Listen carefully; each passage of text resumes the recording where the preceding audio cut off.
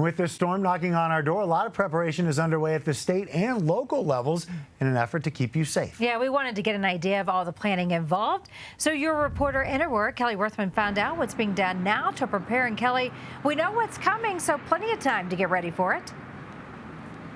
And that's true, Karen. That's why preparations really take place all year round. But from first responders to the streets department here in Aurora, all city staff really do work together to come up with their storm preparedness plan. Of course, with a storm like this, plowing streets and making sure people are sheltered from the cold are top priorities. And that means keeping a close eye on the changing conditions. Yeah, we've been watching it for the last couple of days. Snow is nothing new for Colorado, but each storm requires a coordinated response. We're bringing in all the other departments.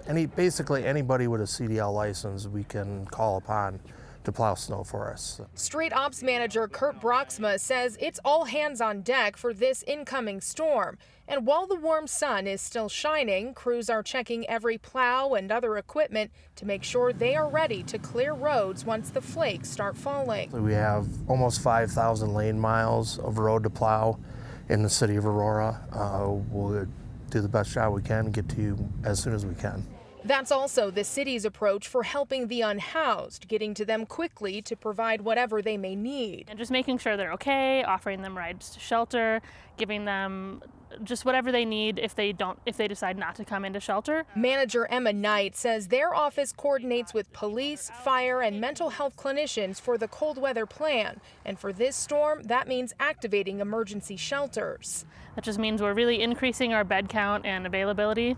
And anyone who wants to come in out of the cold weather can. Is there anything you are specifically worried about or keeping a closer eye on? Nothing more than usual. We're going to be ready no matter what. Now, in anticipation of this storm, some city events have already either been postponed or moved to virtual only. That does include some public meetings later on this week. You'll want to keep a close eye either on the city's website or their social media channels for any updates.